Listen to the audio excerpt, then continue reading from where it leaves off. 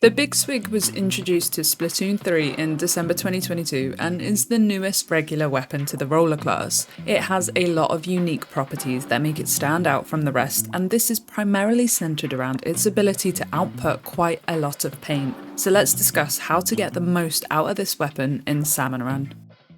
Stats. The Big Swig isn't a hard hitter like some of the other rollers. In fact, at 150 damage per horizontal swing, this makes it the weakest roller currently in the game. Its vertical flick is slightly higher at 160 damage, which is the same as the carbon. Both the horizontal and vertical flicks have fall off. Horizontals have a minimum of 50 damage and verticals have a minimum of 80 damage. For its crush damage, it does 100, which is enough to only crush small fry and chum. Everything else you will bounce off of, which I'll refer to as knockback.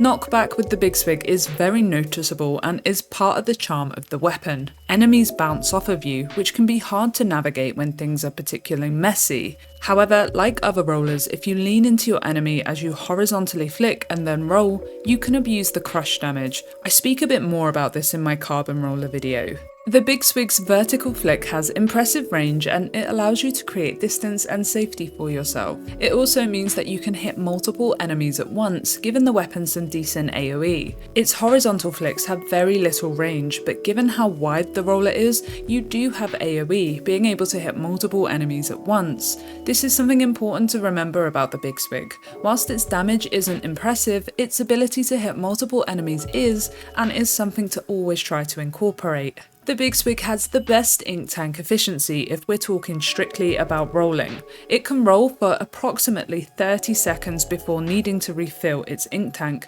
which is better than any other roller. This generates an insane amount of paint for the team and is where its main strength lies. It leaves wide trails of ink that cover large areas fairly quickly. Its painting ability from flicks is decent, but at 8% per flick, you'll get much more ink out of the Big Swig by rolling. Where possible, you'll want to roll to generate ink, but I'll discuss this more at the end of the video. The Big Swig has a good flick rate, taking 38 frames to horizontally flick and 50 frames to vertically flick. Its flicking speed puts it only behind the carbon, so even though the weapon is big and wider, you don't feel like you have much slowness when wanting to switch between rolling and flicking. This is also the same for its ink recovery, being only slightly slower than the carbon, which again gives you a bit more freedom if you need to switch between attacking or wanting to recover ink. It takes 20 frames to start recovering ink after rolling, 45 frames after horizontally flicking, and 50 frames after vertically flicking.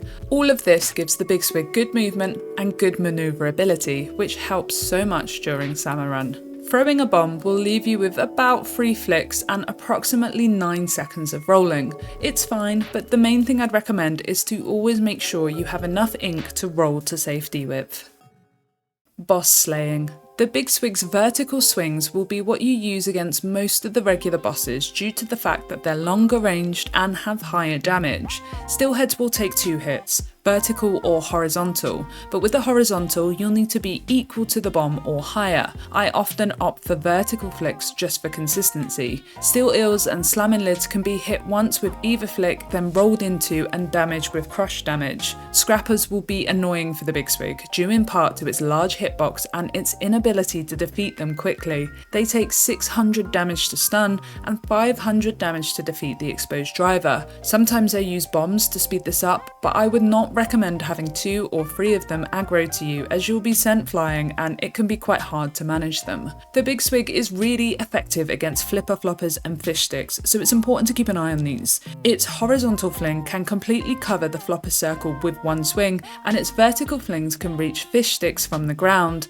It's also not a bad idea to climb the fish stick if you can't safely manage the small fry from the ground. Stingers and big shots can be crushed with roll damage, and this speeds up what would otherwise be quite a slow process. The same can be said for Moors, but I often find it's easier to bomb them where you can. For other enemies that require bombs, such as flyfish, the Big Swig can manage them, but it's important to always have ink left in the tank to roll away to safety. For drizzlers, I'd always recommend hitting the torpedo back whenever you can, because at 900 HP and with the Big Swig's attacks, it can take a while to defeat them. You can crush them as they land to a new spot, but I really would prioritise aiming the torpedo back at them to ensure the one shot. For night waves, the Big Swig is really hit and miss with how effective it is. It goes without saying that for rush, it's very useful and that the mode becomes very easy when you have one. Stay up front, crush all the chum, and watch out for knockback from the goldies. I have a guide just exclusively for rush and I talk about rollers more in depth there. I'll leave a link in the description. For goldie seeking, you can crush the goldie too, but you may need to maneuver and manage knockback a bit more. For grillers, you'll be best suited for managing the small fry, but don't neglect the Big Swig's ability to hit the tail of the griller from quite some distance, which may be needed to help stun them.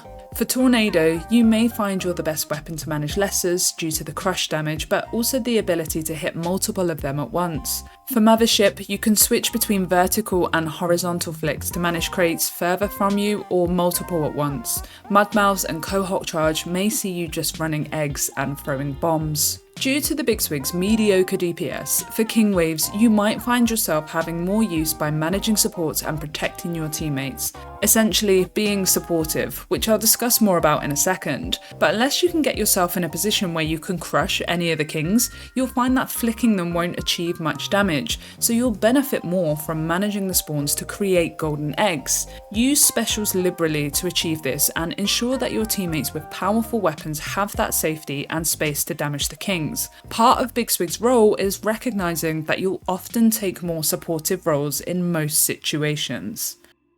Weapon roll. Most rollers are supportive in their playstyle in SalmonRun, due in part to the fact that they're rollers. I'll speak in more depth about that in the next point, but when trying to use the Big Swig, you'll find you'll take this role more often than not, and this is mainly because of the paint you can put out and your ability to control lessers. All rollers are very good at managing lessers, even the ones that bounce off of enemies, because you can hit the enemy twice with the same swing, once as you're flicking and then again as you aim to crush them.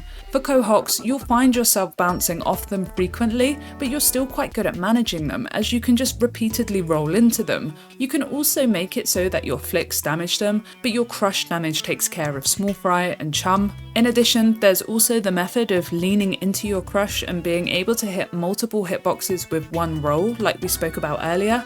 And lastly, the Big Swig also has its wide hitbox, and it's able to use its AoE to hit multiple targets at once. Either way you do it, I think the Big Swig serves a very good role in helping to manage lessers, and I think it's important to focus on this whenever you can. Outside of lesson management, the Big Swig can provide support and protection for your teammates. It's hard to be a consistent slayer with this weapon, and whilst it's certainly possible, it takes practice and understanding of how rollers work in SalmonRun. For all intents and purposes, you'll often find yourself teamed with other weapons who have better DPS, better range, or better paint. However, if you notice that your team is missing any of these things, then it's worth focusing on how you can provide that for your team. The vertical swings especially can provide long-range supportive damage, and this can be beneficial if your current team struggles with range. Sometimes all your teammates need is that support to help with targets that are a little bit out of reach or quite bulky. This is also helpful if the Big Swig is the only weapon with AoE spread. You can hit multiple targets at once. If you're on a team that is missing paint, then I would prioritise rolling where possible and working with your team to keep them covered and remove paint restrictive enemies, such as steelheads, fish sticks and flipper floppers. Anytime that you're moving across the map, you should roll. I can't tell you how beneficial it is to have a weapon that can paint for itself and in turn support the team. Your teammates with poor painting weapons or weapons that need to charge will be grateful for the paint provided and the support with enemies like lessers and other paint restrictive enemies. It will give you all more safety and in turn allow you all to be more productive. SalmonRun doesn't reward support, so your stats might not look great at the end of the game, but if you're painting and assisting with damage, then you'll be more helpful than if you were trying to use the weapon in a way that just doesn't suit it. Limitations. I don't often like to focus on limitations of a weapon in these guides, but I feel like part of understanding and improving with a weapon like the Big Swig is to realise the limitations that it has. SalmonRun as a whole isn't particularly kind to rollers, just as a general rule. Unless the roller can crush or stun almost everything, there will be knockback, which can send you flying off of maps. This can make certain maps and tides particularly difficult to navigate and might make you feel like you're not able to contribute as much as other weapons. Rollers excel in SalmonRun by rolling. This is where their ink efficiency is best and usually where their total damage is too. You're incentivized to roll as much as possible, but with the Big Swig, you're then punished by not being able to stun or slay anything of substantial HP.